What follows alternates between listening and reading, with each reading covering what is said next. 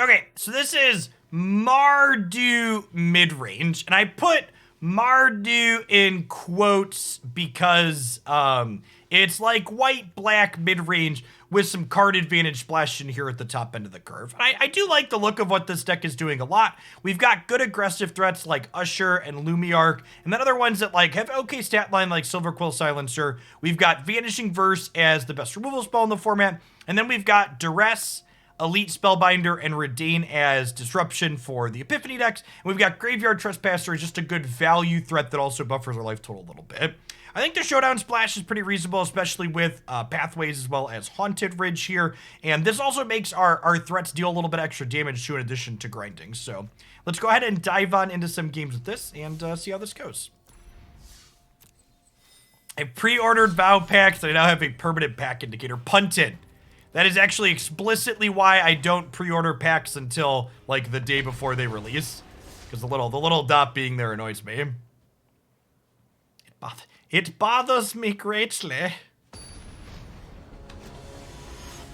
Makes me twitch.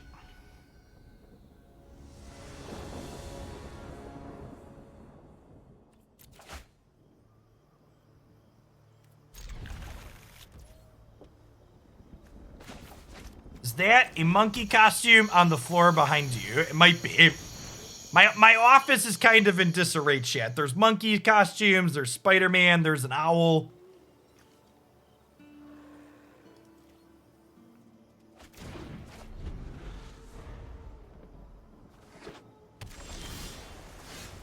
We did step in some Marduki while you were gone, Semi. We just named Divide by Zero here, right?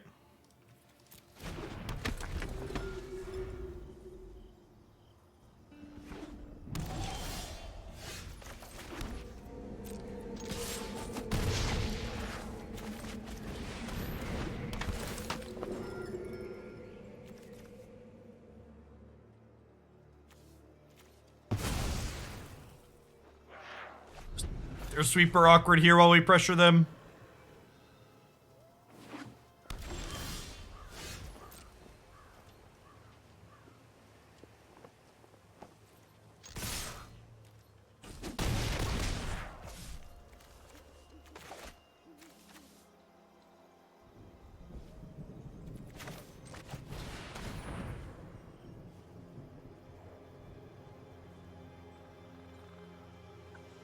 Think we're just naming Innkeeper here. There's a good chance they like Field of Ruin my creature land here and then like untap and Innkeeper. Wow, no Field of Ruin. Be very quiet, chat. We're hunting Timo Pueyos. Very quiet, chat. The Timo players we are hunting. Am I supposed to cut Showdown in this Epiphany matchup? How much removal do I want to? Maybe Graveyard Trespassers the trim. They don't really have graveyard stuff, and it's kind of a little bit clunky. How many removal spells do I want post board? 5 seems plenty.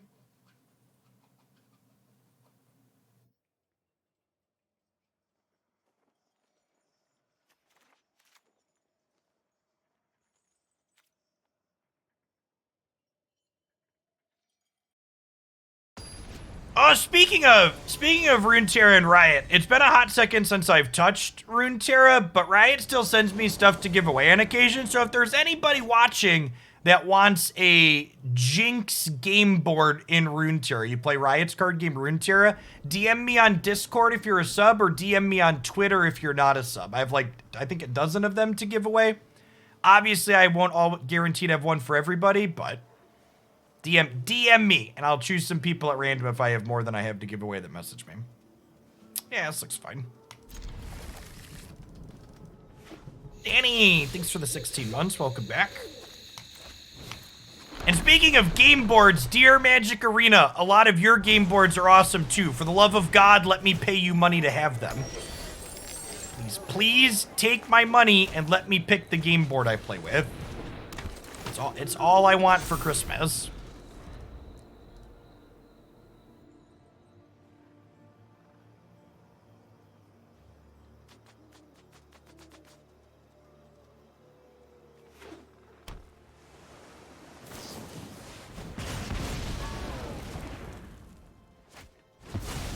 Let's read. I played the Aspirant before the Silencer on 2 because I want a Spellbinder here before I Silencer so I can get an idea of what's in their hand. A little bit more mid-range than I was expecting. Ranger's Class, an Expressive Iteration 2. Their deck's a really interesting mix of things.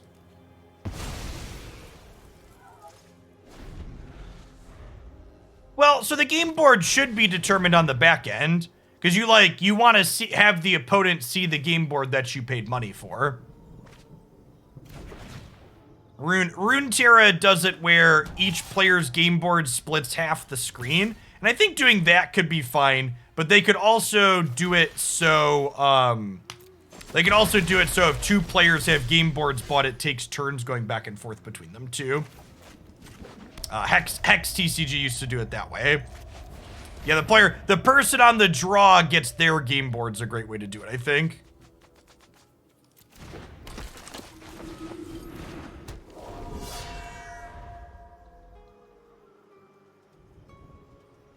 Yeah, consolation for being 10% down on the draw. You get your cosmetic.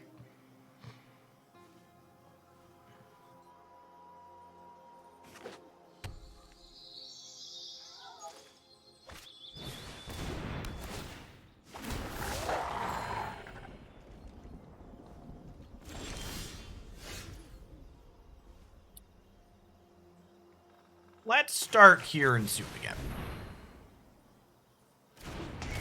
They got priority there. Could have a counter spell, could just be a removal spell. Unfortunate we don't have more white mana here. I don't think I want to offer any of these trades here, because next turn, the second chapter on Showdown is going to pop, and we'll get to get counters on things.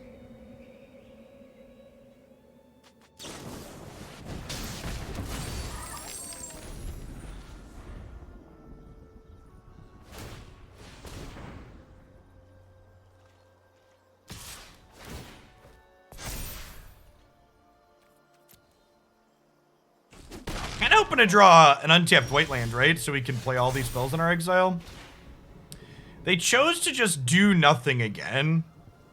So I can play 2 of these spells I have in exile. I think Reidane's definitely one of them. And then it's a question of, do I want a Vanishing Verse or Usher? Probably Vanishing Verse, right? But we're currently playing Standard, so if they played Historic legal cards, that would be impressive. I think we just get rid of the Ranger class as opposed to the Wolf.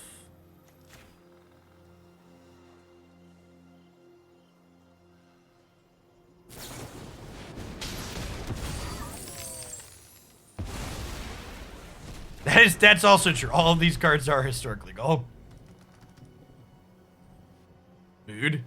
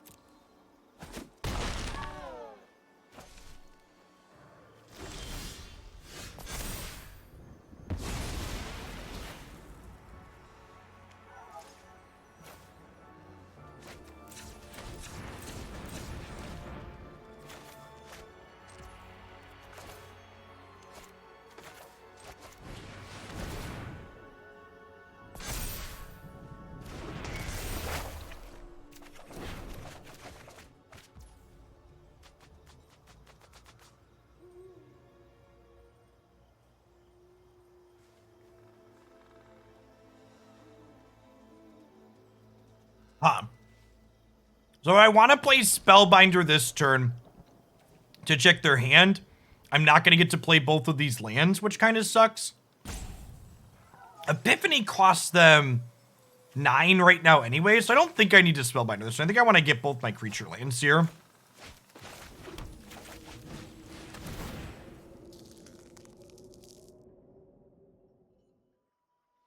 Oh my god, are we gonna get unsummoned here? That would be so brutal.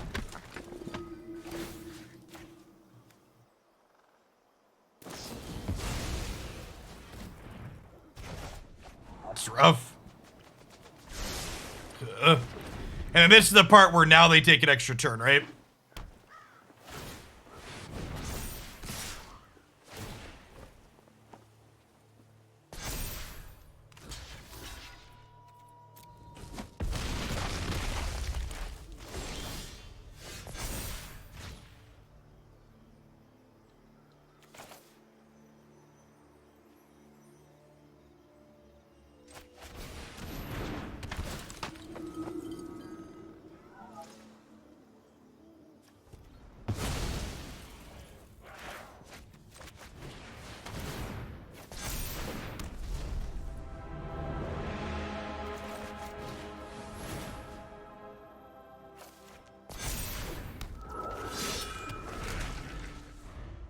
I'm not dead yet.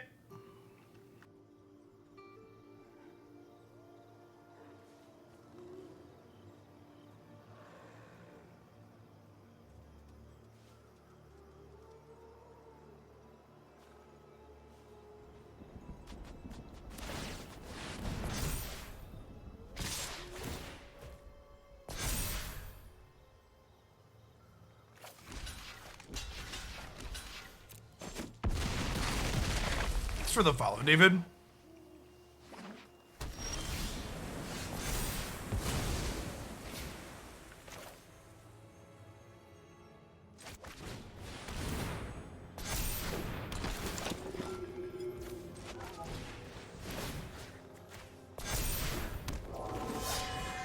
Think we just do this for the 1/1 counter here?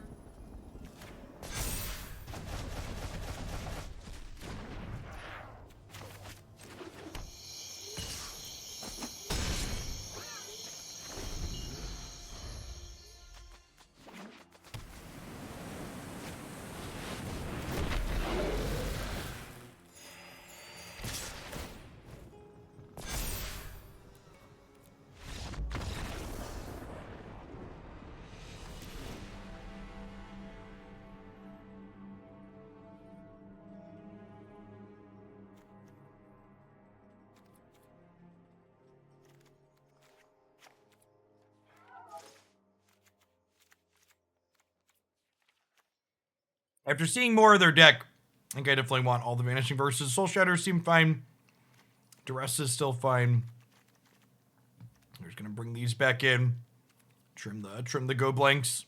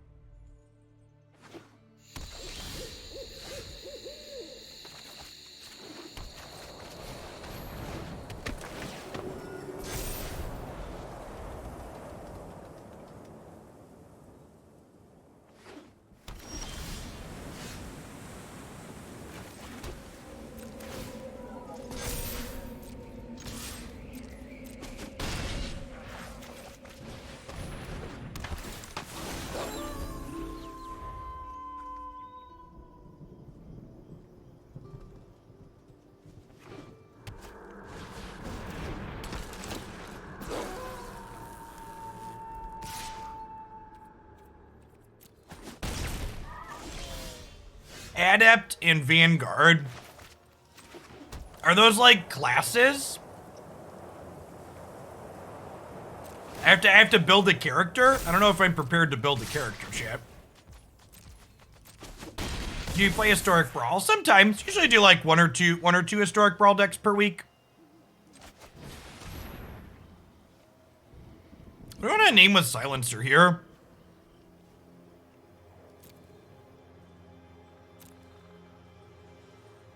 I genuinely don't know.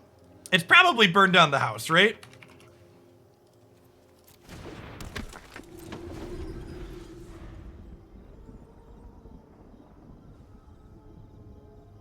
I don't know the Chariot's that bad for us here, right? I have the Vanishing Verses.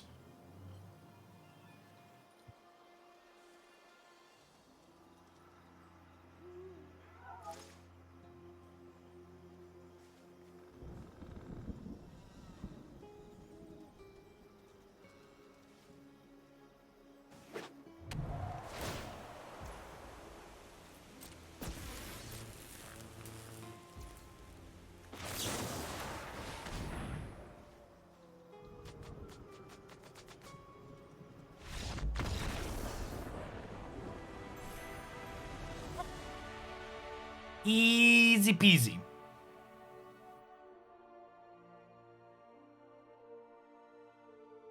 Yeah, which one? Which class is the shooty bang bang class, chat? Are there diplomatic options in the game? If there's diplomatic options, I don't mind having diplomatic options. But if it's largely combat focused, I will take the shooty bang bang character.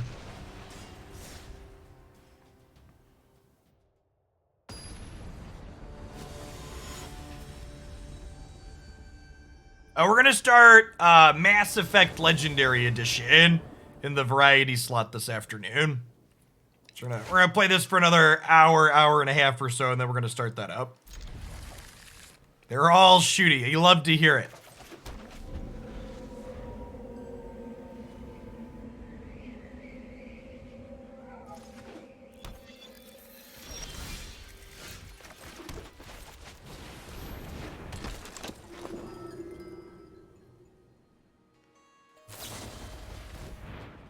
Well, this is better than it getting killed.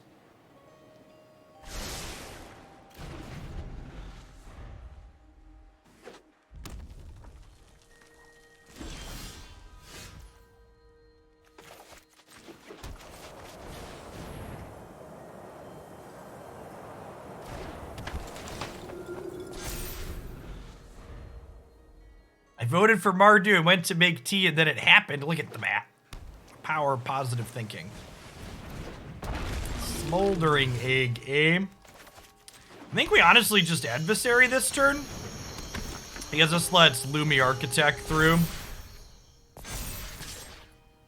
Get them under pressure. I have the Yakuza games on my watch list for a good sale on them, but at this point I have like 3 or 4 30+ hour game series on my watch list, or I've already purchased, so I don't know that I'm really looking to buy any new games anytime soon.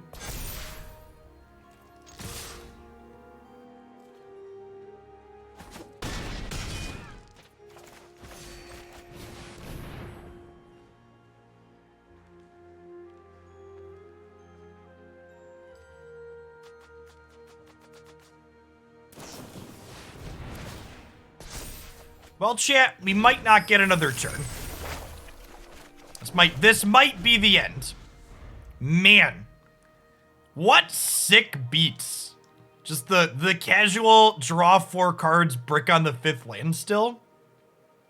Hey, Squishy, thank you for the 63 months. Look at that 5-year build up. Your castle into a chalice into a throne of your own. Thanks for sticking around Hoglandia for so long.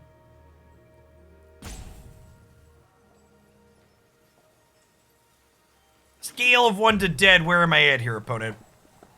I assume we're firmly on the dead side of the scale. Wait, they let me untap with Infernal Grasp? Excuse me?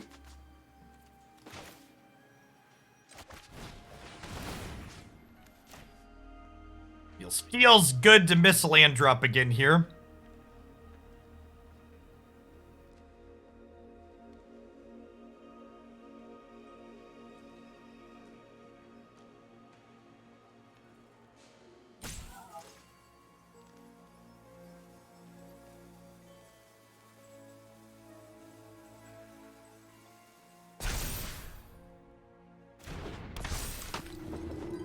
I believe Time to Beat put the Mass Effect Legendary Edition at about 55 hours for a playthrough.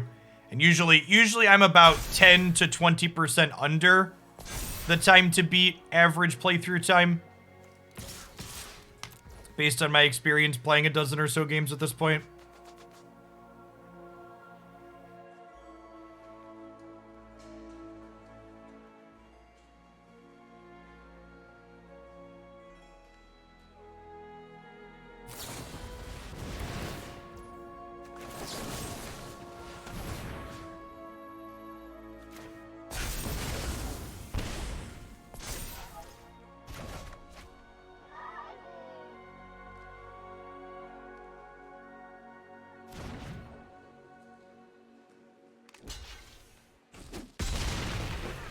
Alright, well, we don't have land drops, but we killed both their things. That's good.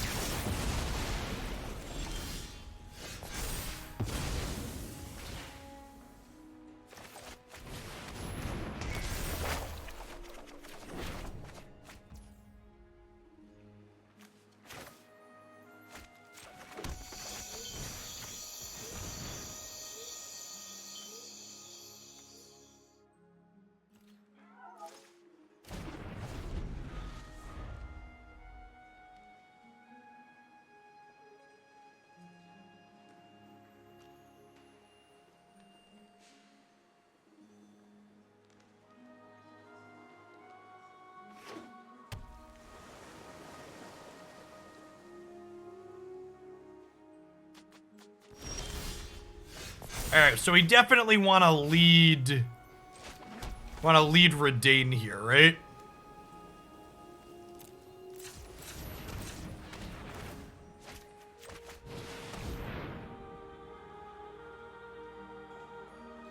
This will cause them to flash this back in response, otherwise they can't. And then Silverquill Silencer is definitely naming Aldrin's Epiphany at this point, right? So we'll Silencer into Usher, putting 2 counters on Reidane so she doesn't die to deal 4s.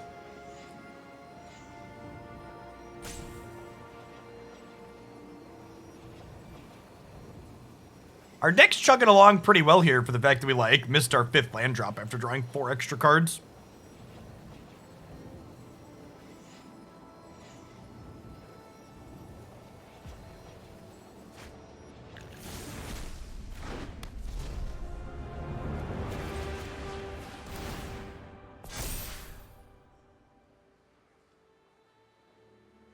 We beat the Teamer deck, if that's the one you're asking about. We did play out a land, yeah. Yeah, we missed a land drop for 2 turns.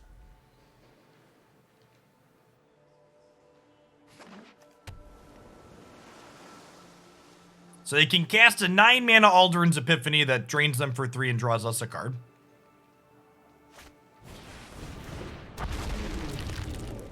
No, yeah, they had to burn down the house this game, unfortunately.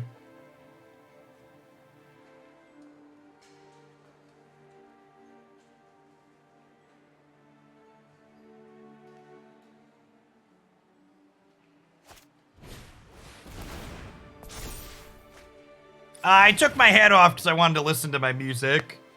The game sounds. It's just a 2-piece Sherlock Holmes thing.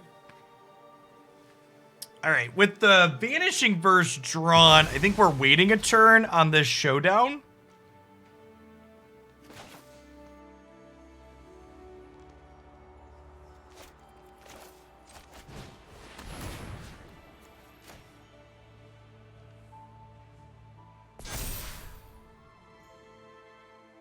I named Divide by 0 on this one, I think.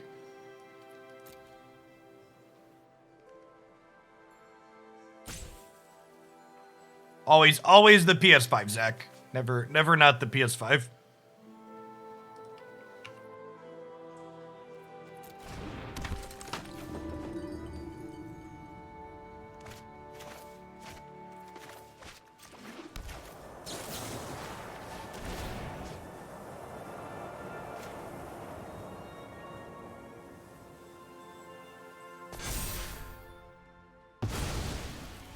And then I think we want to get Reidane up to... want to get Reidane up to a 6, so that way she doesn't,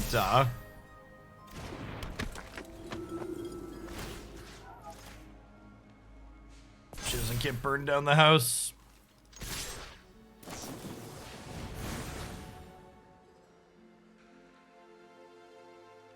We have to get Fading Hope tier.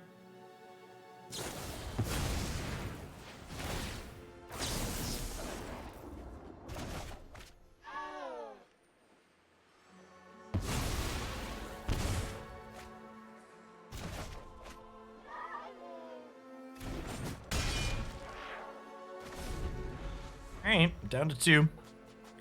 So they have 5, 6, 7, 8 mana, so they don't quite have enough mana to copy Alderaans this turn. They could copy it with one from hand, right? They could go land Galvanic Alderaans.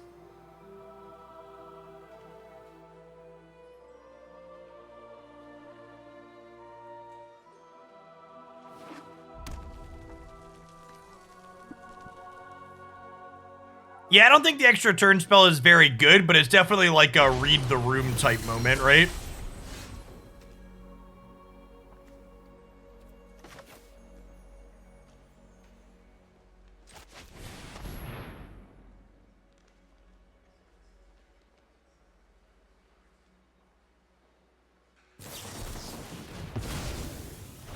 Game 1 Disdainful Stroke, eh?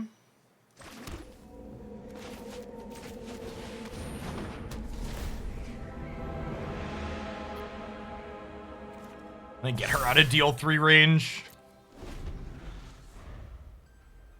He says before Burn Down the House gets cast. Maybe I should have played Silverquill Silencer and named Burn Down the House. I might have been wrong to play this Showdown. Maybe I should have just vomited my hand and kept the Showdown as a follow-up for a sweeper.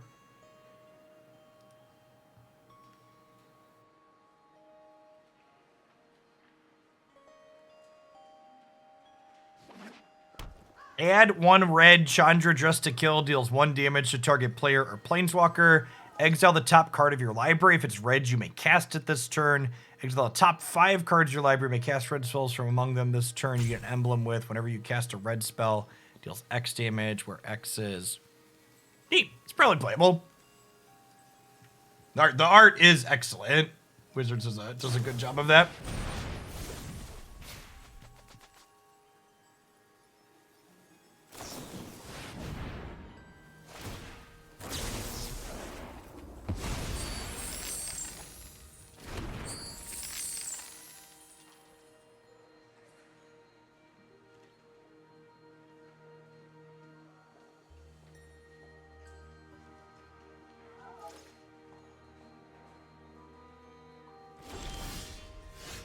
Okay, so what is their most likely piece of interaction this turn? This is already on Divide by 0. They've only played 1 copy of Fading Hope. Do we name Fading Hope? It's gotta be Fading Hope, right?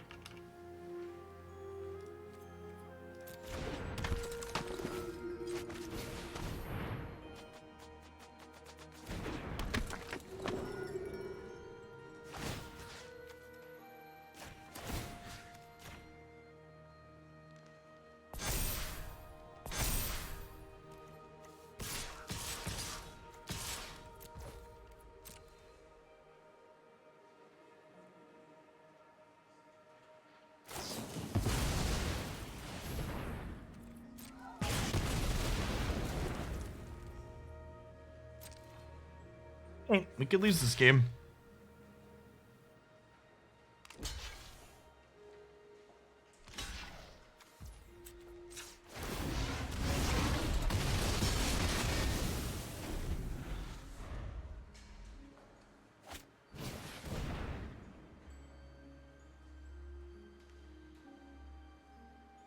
There's a chance we don't get another turn, or if we do get another turn, they'll have so many birds that will no longer matter.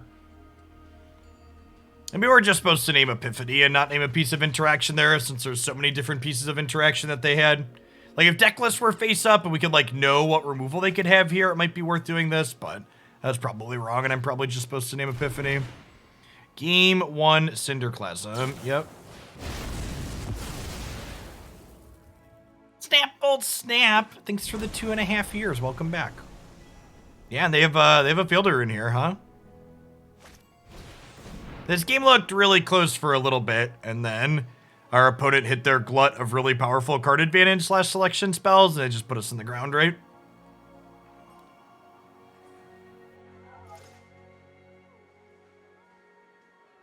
This card's so good. Best topic at this point. We're already through 3 showdowns, so I guess the 4th showdown, though.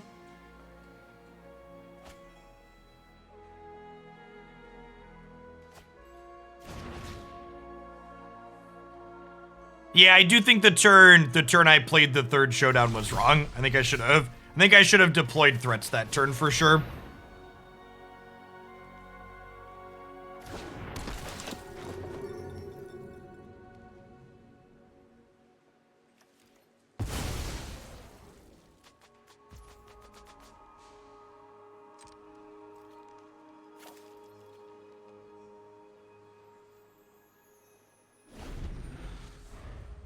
I mean, the Aldrin's Epiphany costing 9 doesn't fucking matter, chat. It's like people talking about Thalia. Like, these decks make so much mana, especially the Goldspan variations.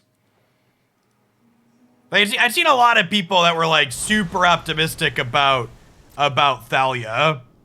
And it's like, these decks have so much cheap removal. All Thalia's gonna do to this format is it'll take these decks, it'll make them play less cards for the mirror.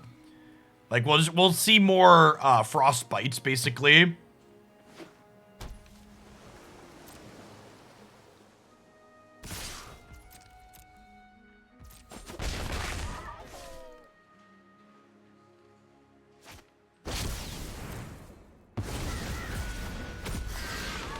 Yeah, and like all the Magic boomers that are like, well, you just haven't played against Thalia, saying it to the new players. It's like, well, there's a reason why Thalia doesn't really do anything in like Pioneer, and really, are there any good Thalia decks in Modern right now?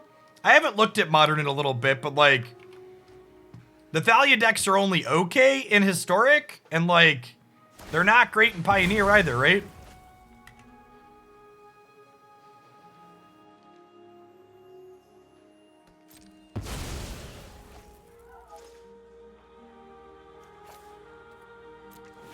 Oh, Thalia's not Pioneer legal, right? Right, Pioneer started right after that.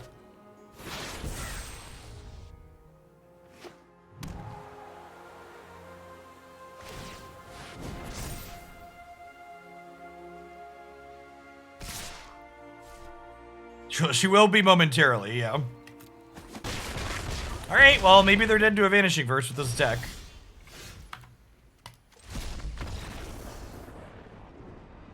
I guess this could have been a Sawk coming over here. What was their face down card? Oh no, it was a Demon Bull. Got it, so they were fine.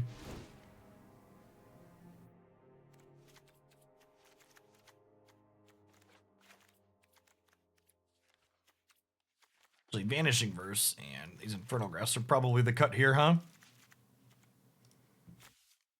It's just the full combo version. I mean, I think Thalia will be a main deck card for Mono, White, and Standard. There's just like a lot of people that are talking about like it's gonna put Epiphany in a box in the ground, that I'd be surprised if that's the case. You haven't played against Thalia, has big Jace the Mind Sculptor's going to warp Modern energy. Yeah, mood. Mood.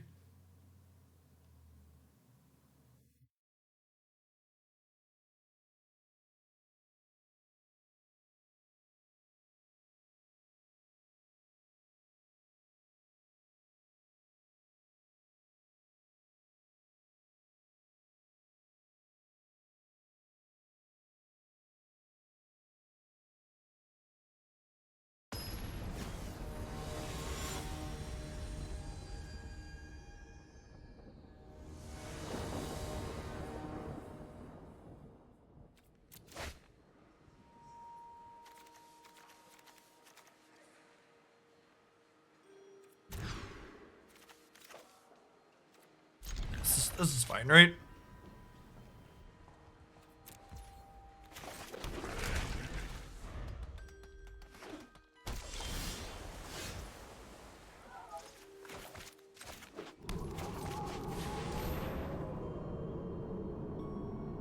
name Smoldering Egg here, because I really don't want them to play it out as a blocker.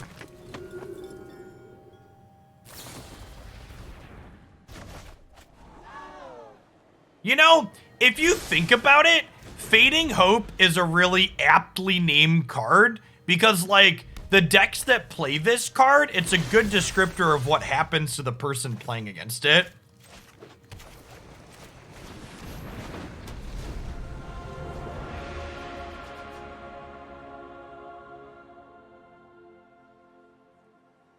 I think I actually agree with that take, Closet Pan. I think there is a good chance that Thalia helps Mono White's Mono Green matchup more than it helps Mono White's Epiphany matchup. I think that's a good take.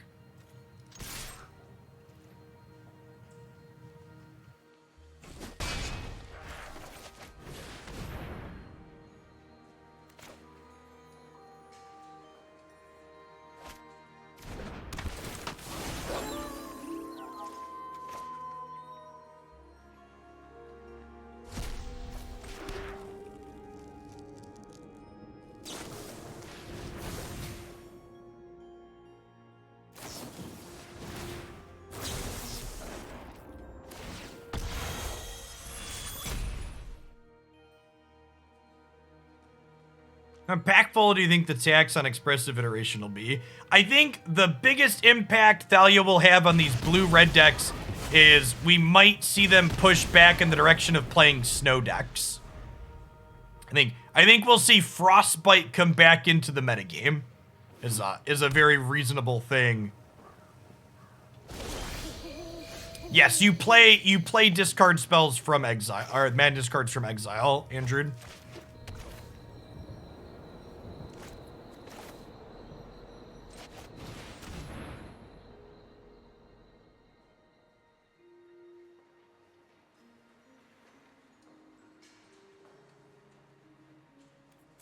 Just gonna name Galvanic Iteration.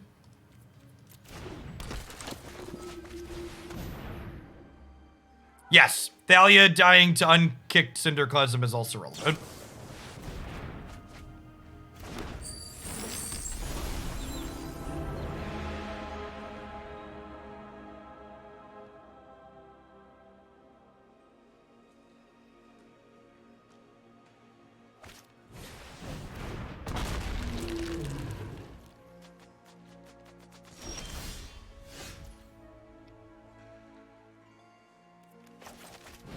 Show me your secrets.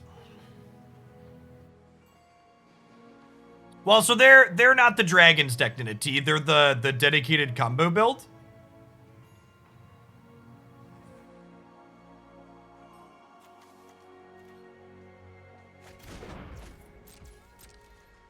We're gonna attack before we cast Usher. See if we can get some fear in their dojo.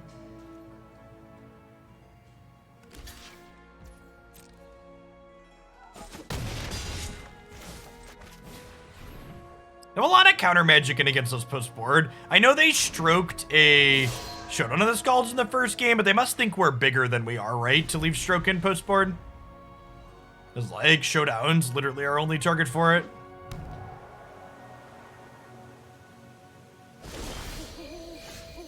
Does Chad turns want the new turns cards? Maybe, possibly. It's definitely something I want to test. Well, chat, if we could dodge a burn down the house, we could dodge a ball.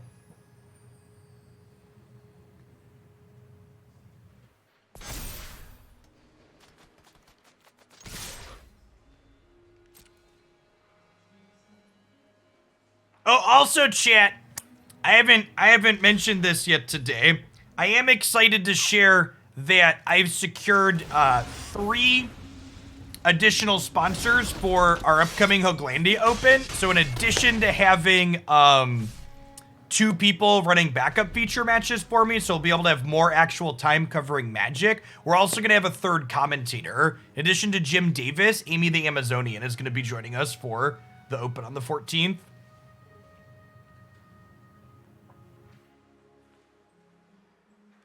Polar Beard, thanks for the 2/3 of a year. Welcome back.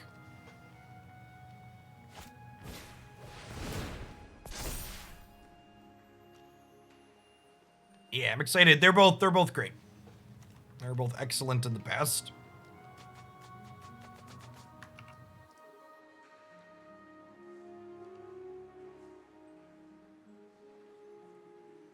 Is Jim gonna report live from the scene? Well, I mean, nobody will be live.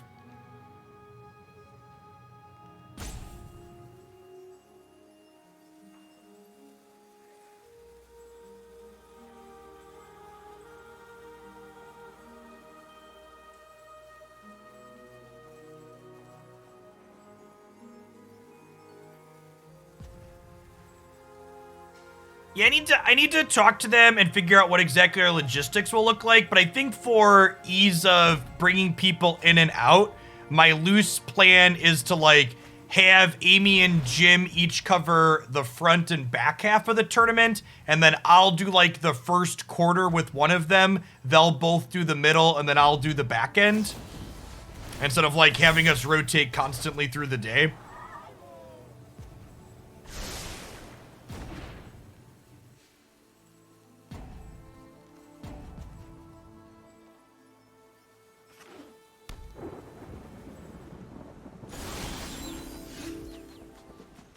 All right, so they still have Field of Ruin available. I guess we're just replaying Silencer. I think we're just stacking counters on Reidane at this point to try and get her out of Burn Down the House range.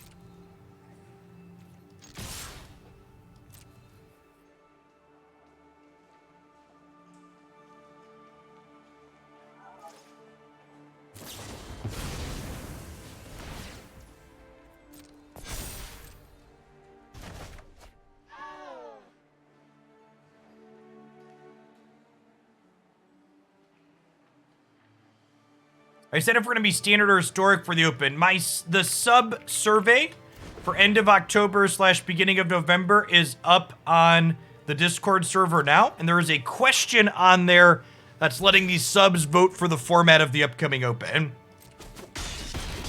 We will lock in and announce what format that open's going to be 1 week from today and open signups for it.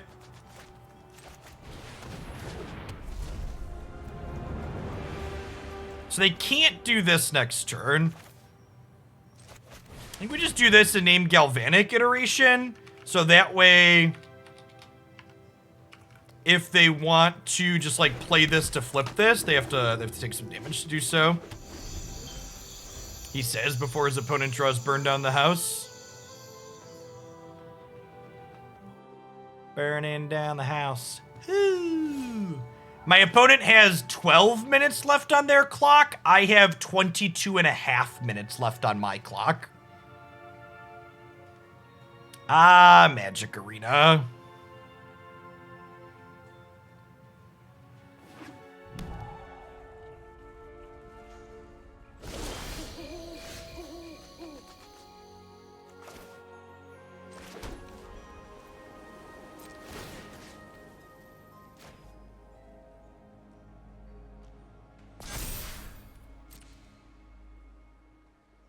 So if they cast this, they go to 5. This blocks here. These kill them.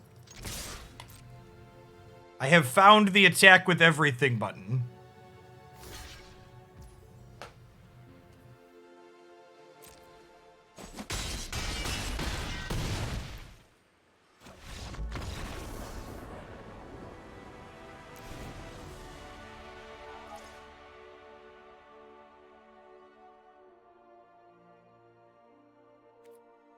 Chat, there's a good chance I'm going to have to be the deciding vote so far. We have 266 responses. And ooh, maybe I won't have to decide. Standard is currently up by 2.5% with almost 300 votes cast. It's it was very close. They were back and forth at both at about 36% for a while. And again, we have like 2,000 subs here at the moment. So like that's only like a little over 10% of the subs. So that number could still change. How do you sign up for the open? It'll all be handled through the website MTG Melee. When signups open, they handle all of the billing and the the tournament rounds and all that sorts of stuff. They're great.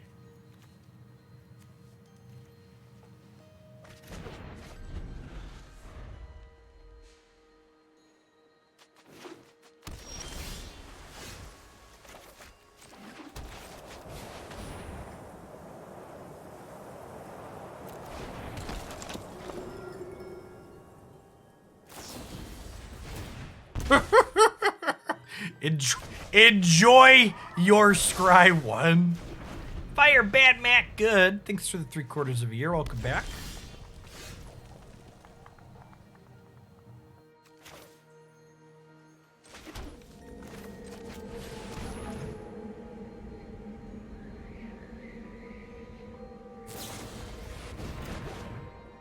Witcher Season 2 trailer just dropped. Hype. I really liked the first season of that. That was well done, in my opinion.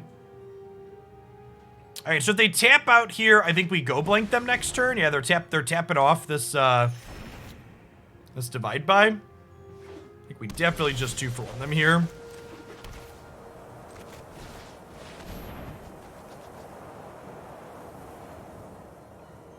Yeah, any game that I can play on the PS5, I'll play on the PS5.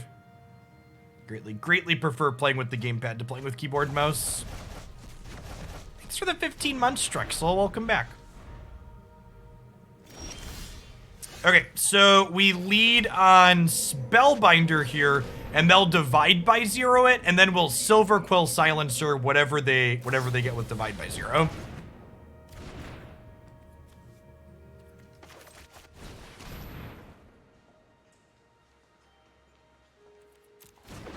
I plan to do another Witcher 3 playthrough on stream when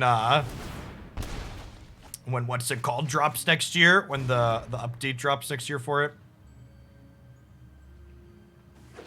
So PS5 controllers are plug and play, asterisk if the game you're playing and the platform you're playing it on has support for the PS5 controller.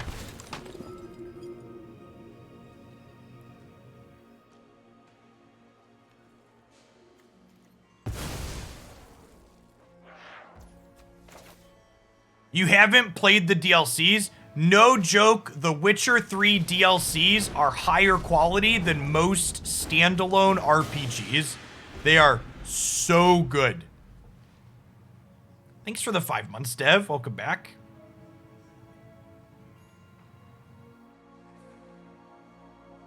Yeah, not all games on the computer have full controller support though either. Like, there's a lot of things on Steam that also say partial controller support for a reason, because there'll be little details that just don't work well. Yeah, Blood and Wine might actually be the best part of Witcher 3. It's real good.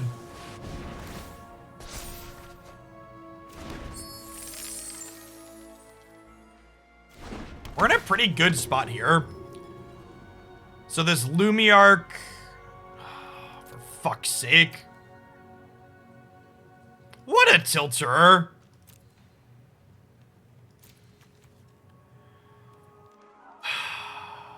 Man.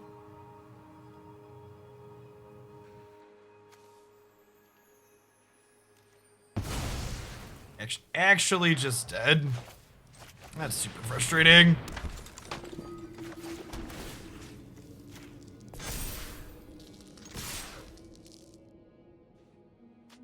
Yeah, not all of those work particularly well with everything, though, Espinjoris. I spent a lot of time fighting with those.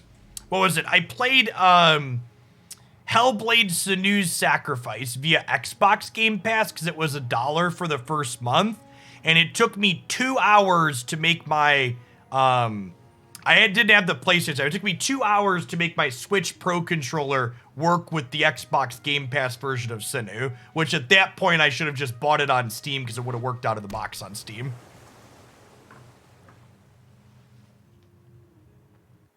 Hellblade is excellent. The story in Hellblade hits really hard in a good way, and the puzzles in it are some of the best puzzles in any game you'll ever play.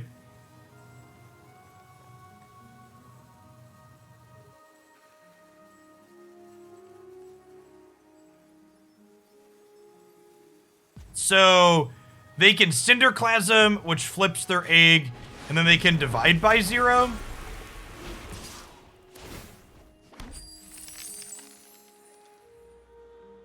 Yeah, the big issue with Sanu is that the way Game Pass works, it doesn't just give you executables. It's all wrapped up inside of this Game Pass nonsense.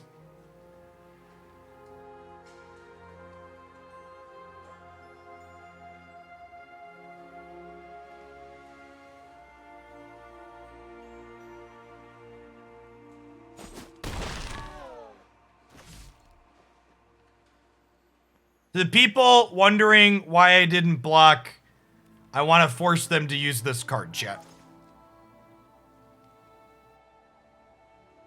My life total largely doesn't matter. I don't think we're going to lose this game by inches.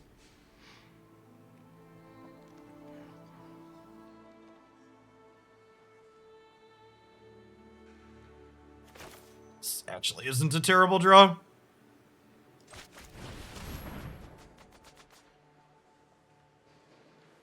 This plus our creature land, Mike. Wait, what? Excuse me?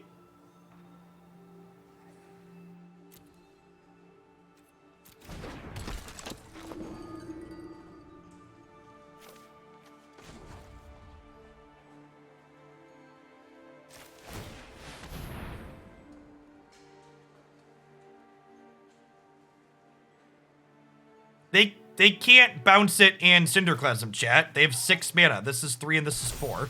They can only cast 1 spell this turn.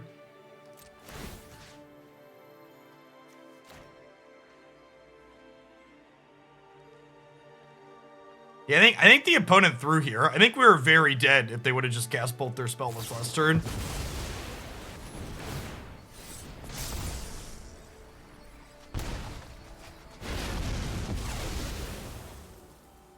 Yeah, they threw.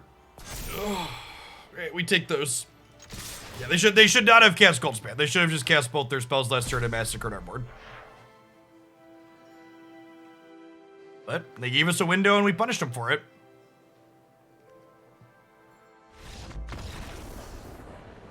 So long, farewell.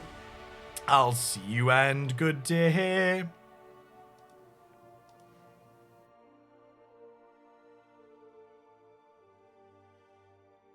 I mean, even without the menace, they were dead there, right? Like, I had 2 4-power creatures and they had 1 blocker.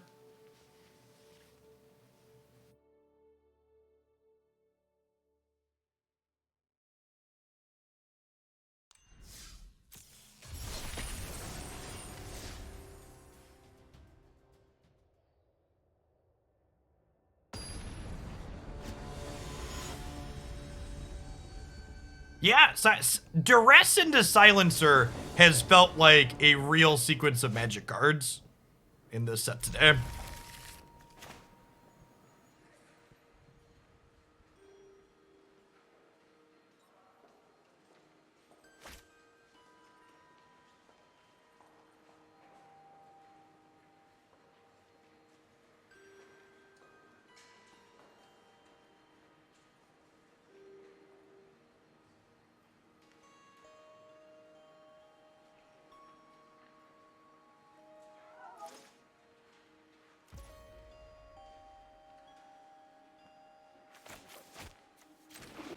Hey, Deleens, thanks for the brand new sub. This is my full-time gig and I wouldn't be able to be here without folks like you, so thanks for keeping me around.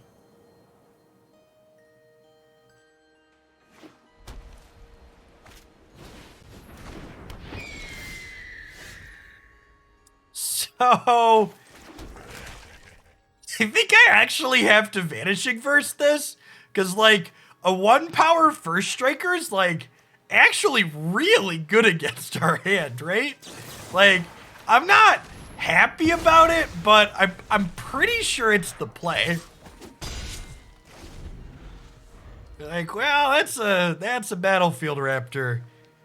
That one's gotta go, fam. Gotta go right now. Gotta go right now. This sequencing also means that I'll be able to play the Silencer after Spellbinder, so we'll be able to make a better decision about what we name with this. Now imagine it's a 2-power first trigger that made your verse cost 3. Yikes. Yikes.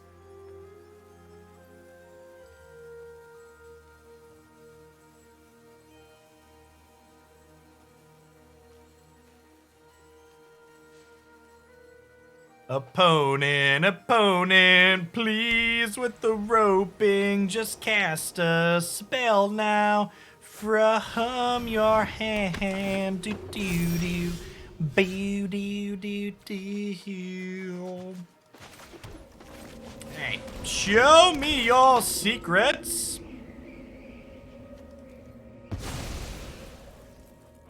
Being on the play is busted, chat. I mean, somebody write that down. Being on the play was good this game.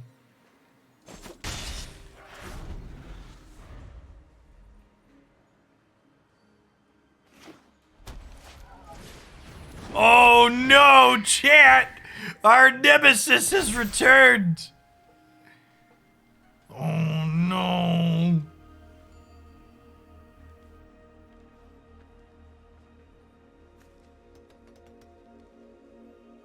Mythic common.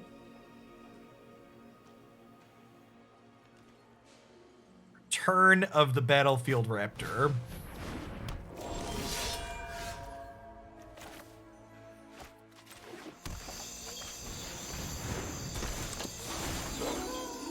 Game 2, we got a Silencer naming Raptor. Mood.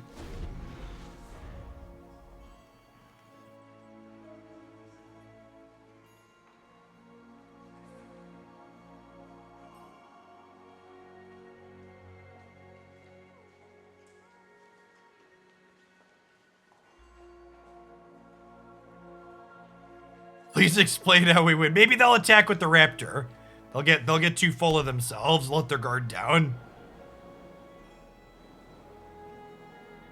We need this Showdown to draw us another Vanishing Verse so we can deal with this Raptor. How's 4x Trespasser felt? Fine. Like, I feel like Trespasser is just like that card where you're like, it's never gonna be the reason that, like, it's never gonna single-handedly carry the game for you, but it's just like a decent rate card. It does a lot for a little. Like, ticks a lot of boxes you're interested in ticking. I would like to block.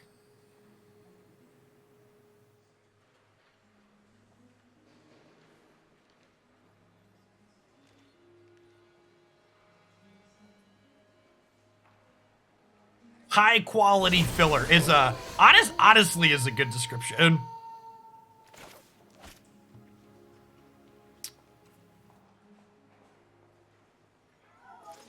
Am I okay trading Graveyard Glutton for Battlefield Raptor?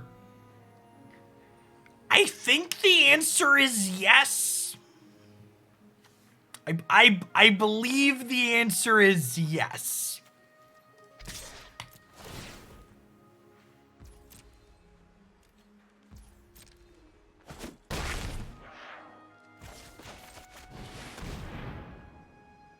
I was describing the stream, but I guess the card works too. Ow. Ow.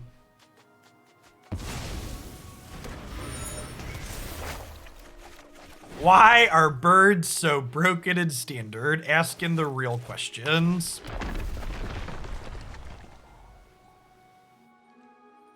Okay, if they don't draw a land, they can't play the Spellbinder this turn, which is nice for us.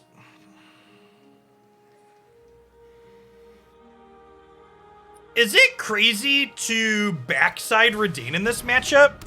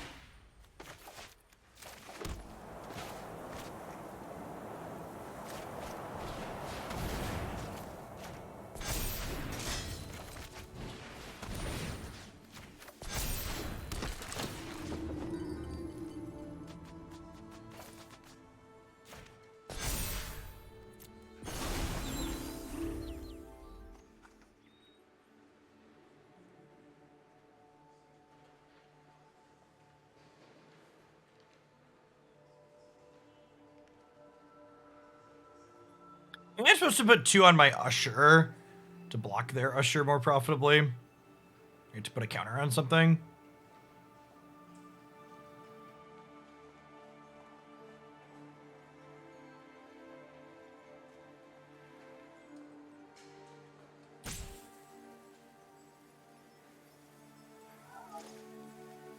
If they brick on a land here again, yeah, this is actually like one of the better draws for us because they bricked on the land and they drew a spell that's not that impactful. So now I'm gonna get to play Silverquill Silencer, naming Elite Spellbinder.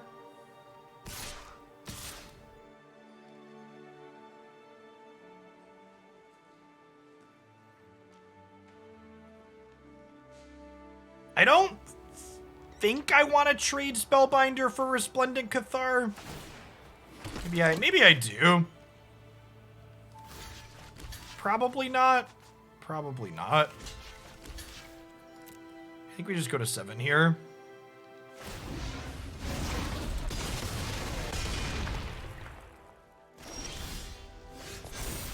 Nice. Okay, so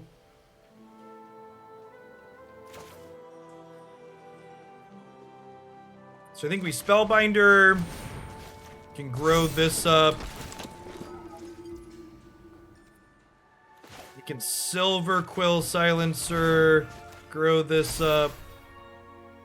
We'll name Elite Spellbinder.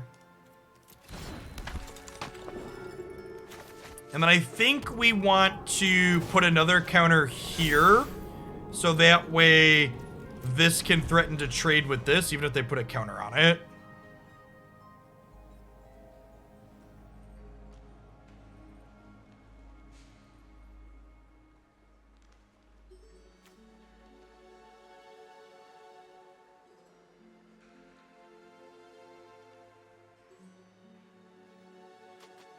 And they still need another mana for Spellbinder at this point.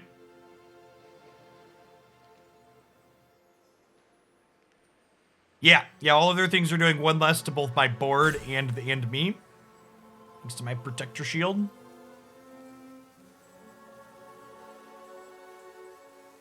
Showdown of the Skalds, definitely our best draw at this point. Oh, the long tank into the best possible play.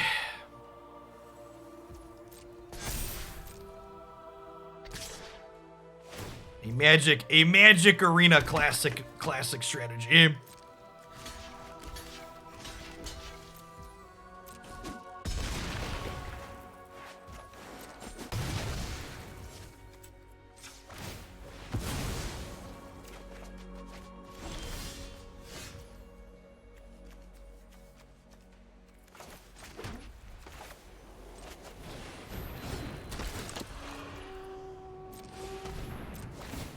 Oh, for fuck's sake! Come on, Auto Tapper! Come on!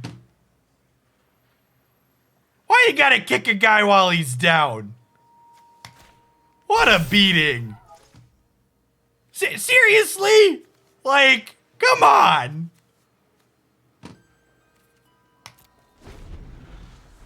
Oh, man. What a load of crap.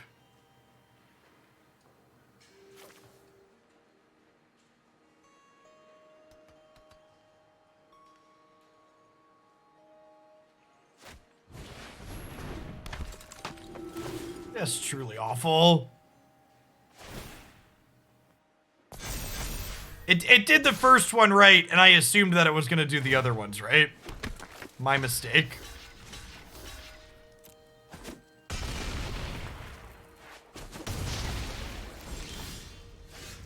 It's fine. We just drew a bunch of lands and died while our opponent drew 4 lands and all guess.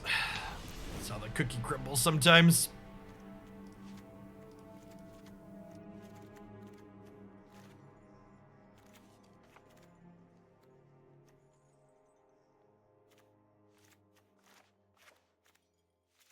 Honestly, Intrepid seems pretty good here.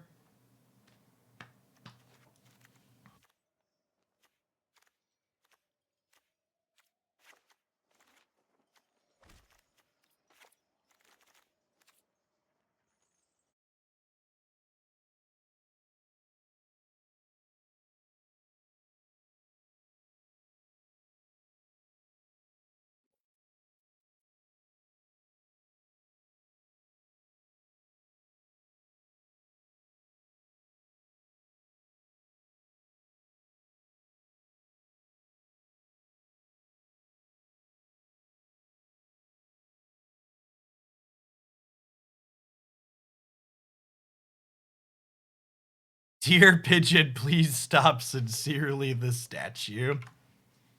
Mood.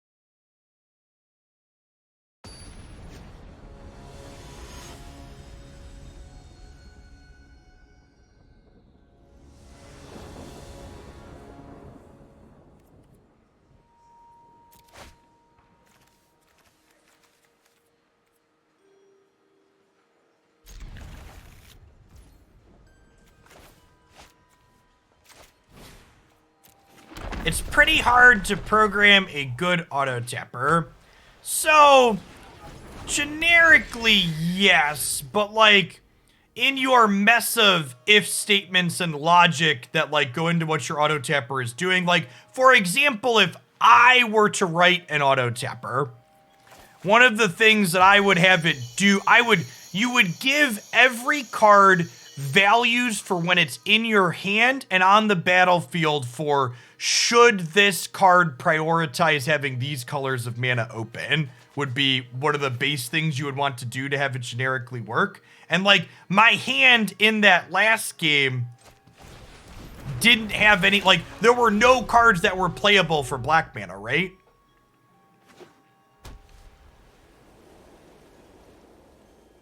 So while you're right, it's hard to do generically easy. Like, there are certain things they could avoid doing that we have currently happening.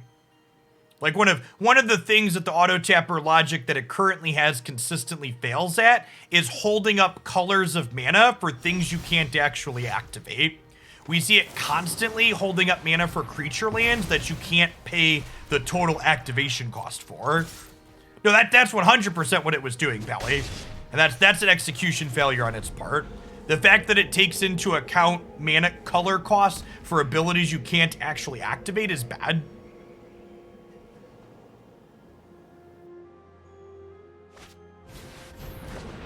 I don't even know that I would say it values the land abilities too high, so much as it just like values things that you can't actually use too highly. That would be my biggest critique. Is like, it needs to stop valuing things that like you can't actually activate. Yeah, stuff like Lair of the Hydra, giving you priority on the auto tapper even though you can't legally activate it. That's another one.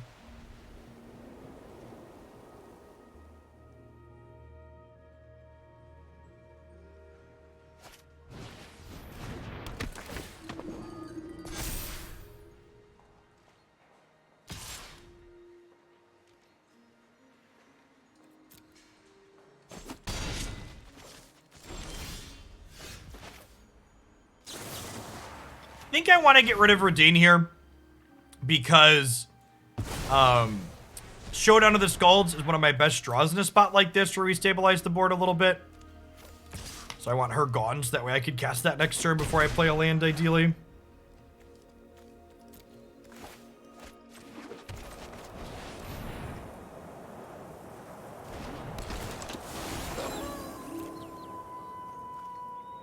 So they're going to go land Maul next turn, but they no longer have a Vigilance creature, so they probably have to keep the Maul on defense for a little while, which is nice.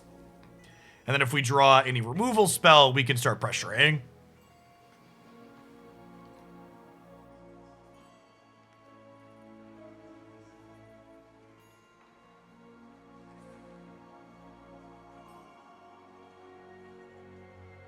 Well, so that's why you don't, a good system like that, Romano, wouldn't have specific corner cases programmed. Whenever a corner case comes up, you would create a general rule that would allow you to handle other instances of things that are going to be similar to that in the future, essentially. hard coding specific corner cases is basically something you never want to do in any sort of programming, because it makes your thing more rigid, runs slower in the long term, and just less flexible, right?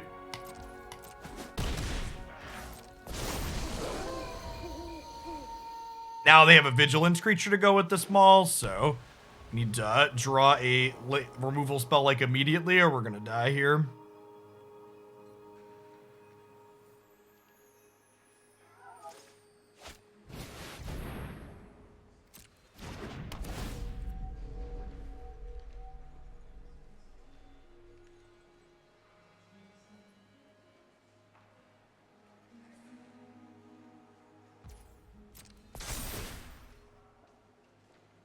Yeah, having actual corner cases, like, for example, creature lands and the way they behave poorly with the auto tapper, those aren't really an edge case, right? Like, creature lands are involved in almost every constructed match on Magic Arena at this point.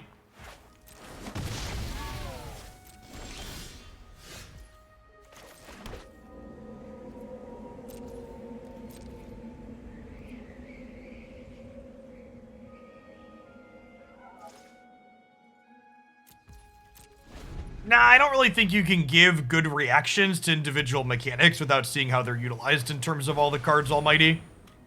Or all the good. So I'll have a full set review once we get a full spoiler, like always. But minimal comments till then. Hey, there wasn't really much to learn from this matchup, right? We just, like, kind of flooded out while our opponent had some good top decks. Sometimes that's just how it goes. Drawing more spells would be a strong line. I'm going to consider that for my future games, for sure.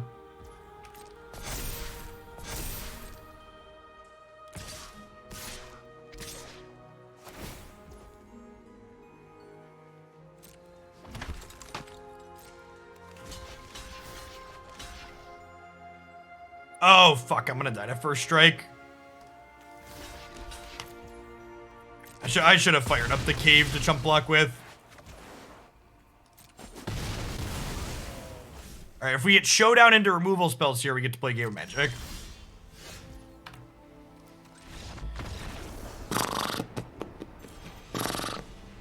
Alright. Let's try and get one more decent match in to close on today, huh?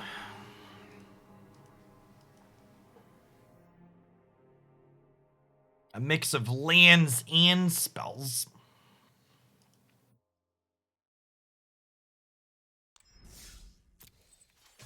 I feel like those games, someone asked earlier about the werewolf, and those games kind of felt like knocks against that card, right?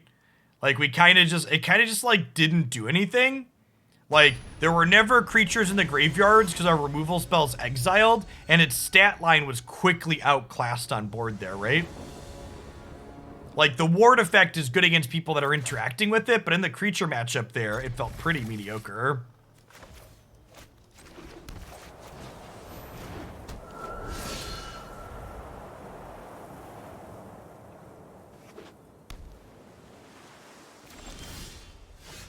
As they paused with this blue land available, chat, I could feel my hope fading out of the match.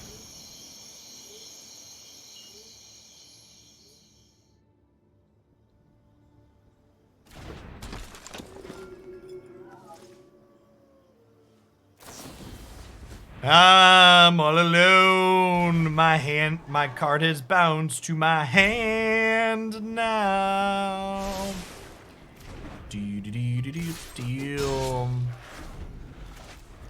Also on double Vanishing Verse, which probably isn't great here. I guess they could have double Ashmouth. They have double Ashmouth. We'll be happy to have this card.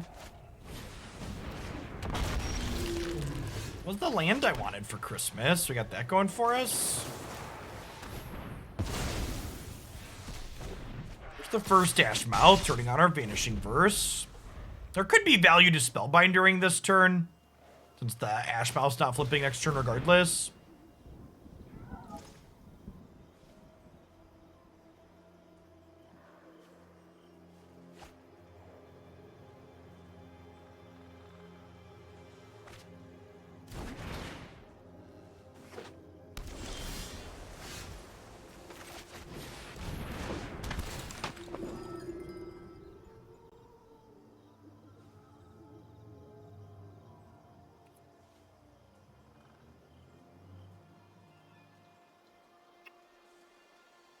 The illusion of choice. For reference, Spellbindering the Spike Field Hazard doesn't do anything. They can still play it as a land for free.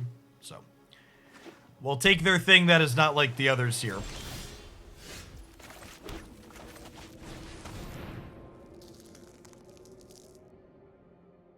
Tapped land is better than missing a land drop, I guess, except it's not another black source, so I can't double Vanishing Verse in a turn.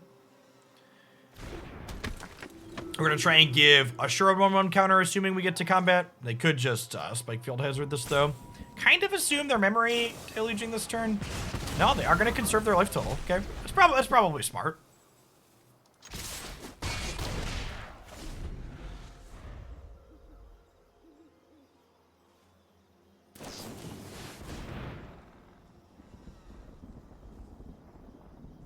So, Spellbinder doesn't say cast, it says they may play that card. And it says a spell cast this way costs 2 extra.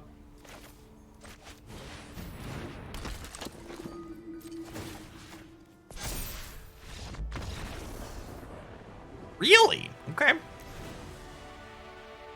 Huh.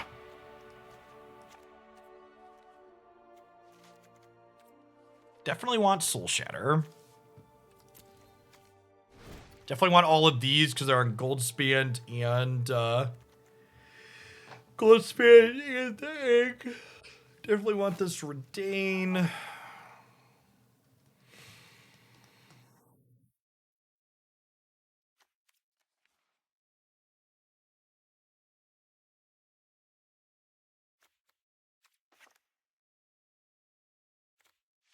think I need these go blanks. This is too few threats. This is down to 19 creatures.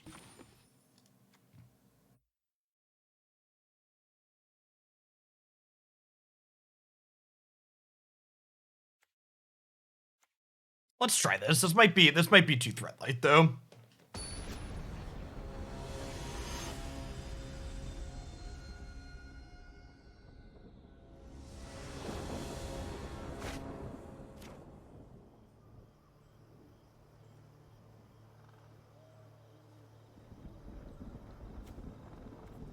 Alright. Bolt land looking clutch here. Yeah, we have plenty of threat density here.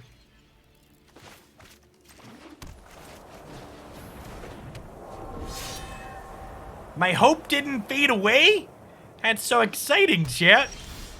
There's no egg smoldering. I think he's coming up Millhouse this game. He's dead. He's dead, chat. My poor little Usher won't even know what hit him. Ooh. I'm just gonna do this in case they have a Cinderclasm. If I play out the second Usher and I get Cinderclasmed, I'm so sad. Just a burning hands. I think this sequence is correct. Clasm is definitely a card they have access to post-board.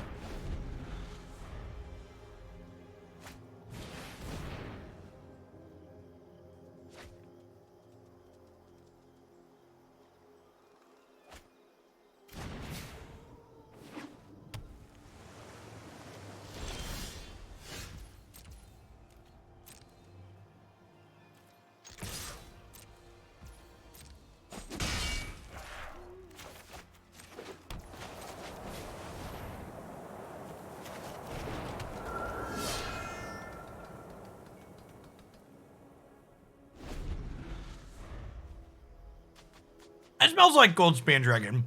I'm gonna hold up Soul Shatter here.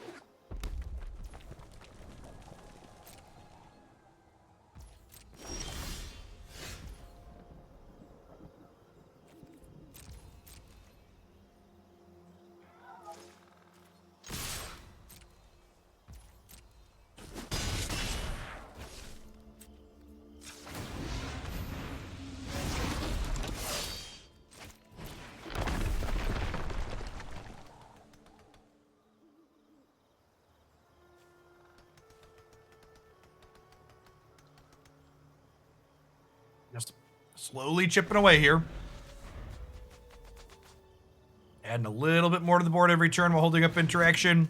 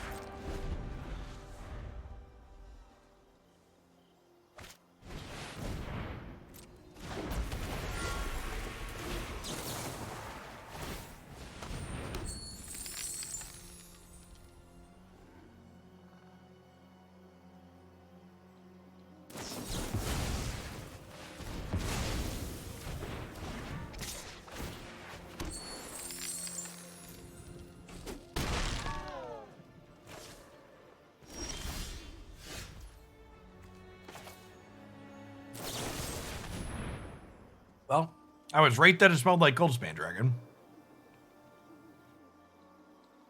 Let's see if they have 2 more counter spells here.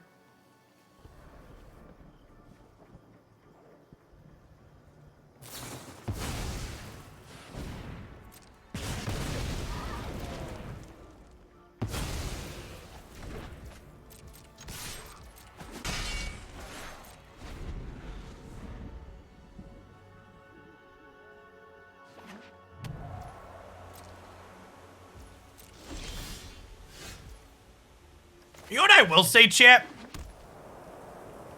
These blue decks can be a little bit rough to play against sometimes. But one thing I have really been enjoying is not having to worry about attacking into Shark Typhoon anymore is such a huge quality of life improvement. That card was so awful to have to play into. Just like the heavy sigh, hope they don't cycle it here.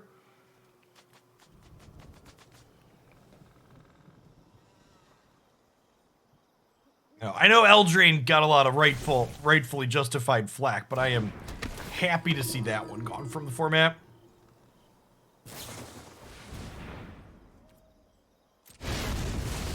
Oh, man.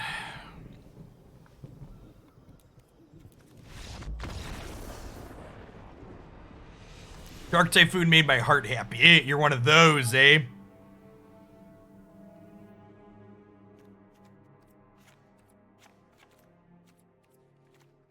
I board down some removal and other stuff and board in some more threats here.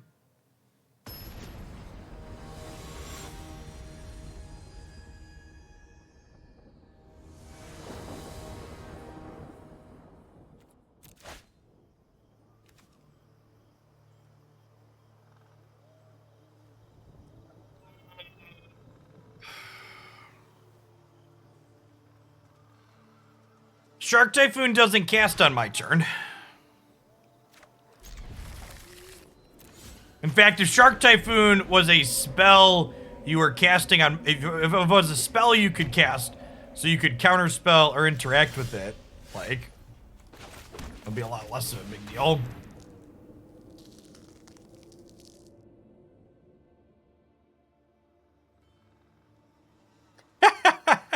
What's going on, the Nevermind? Thank you for the 44 months. That is no short duration. Welcome back. Can we just name Smoldering Egg because it's a blocker next turn? Okay, Play with Fire here? They kept getting priority. Maybe I should name Play with Fire.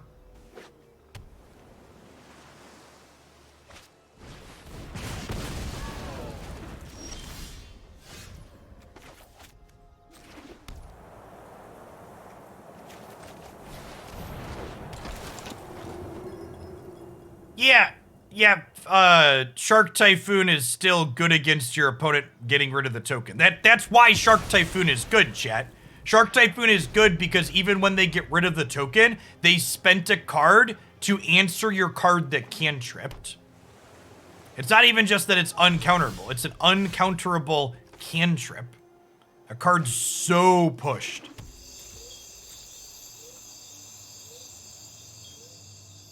Oh, Spike Field's one, not play with fire. Yeah, that's a good call.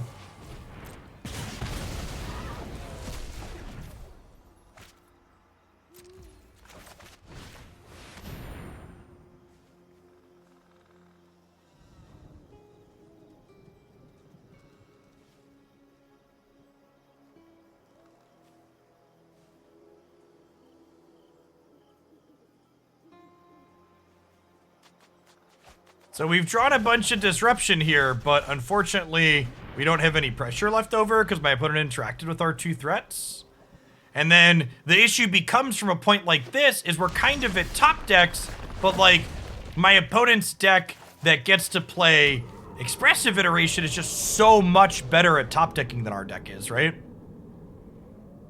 Because they're not really top decking. They have powerful card advantage in selection.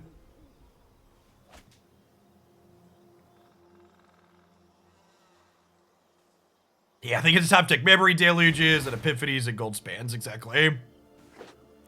And we have 2 ones for 1.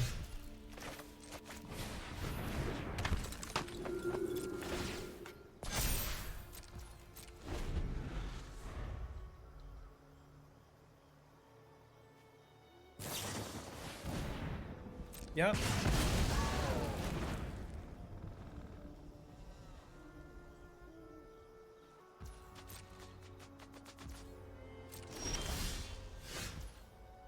Yeah, my grizzly bears. They are scary. Be afraid. Be very afraid.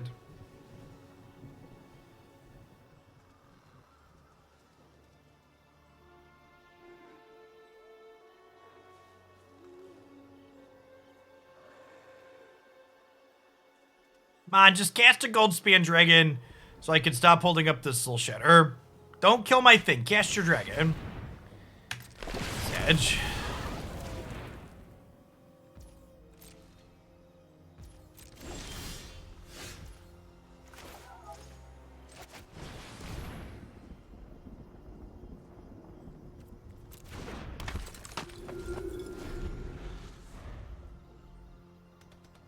One of the people on the design team for Magic said at one point Iteration looked at 4 cards.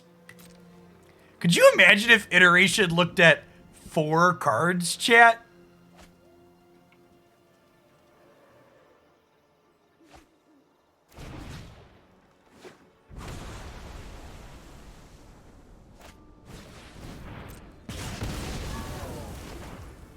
At least it would have been banned by now. Ain't that a mood?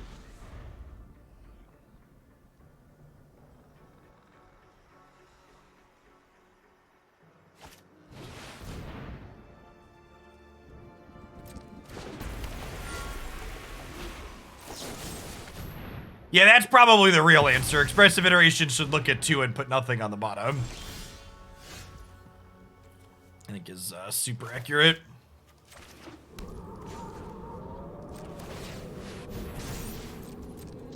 All right, chat. Turn 12. Dealing damage to our opponent for the first time. Things are not looking good for our aggressively slanted mid-range deck.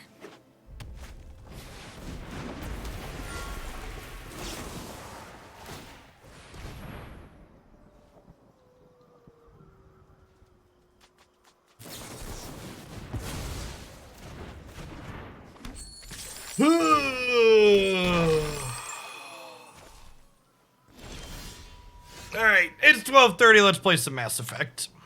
To give a concise wrap on this deck kind of felt like a clinic on why mid-range largely isn't playable in this format. The way that blue-red deck just chewed us up and spit us out by going way over the top of what we were doing is just the average expectations for playing these mid-rangey decks into these expressive iteration decks.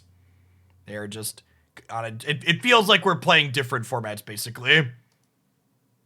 You have a creature, I have a lighter, let me burn it. Yeah.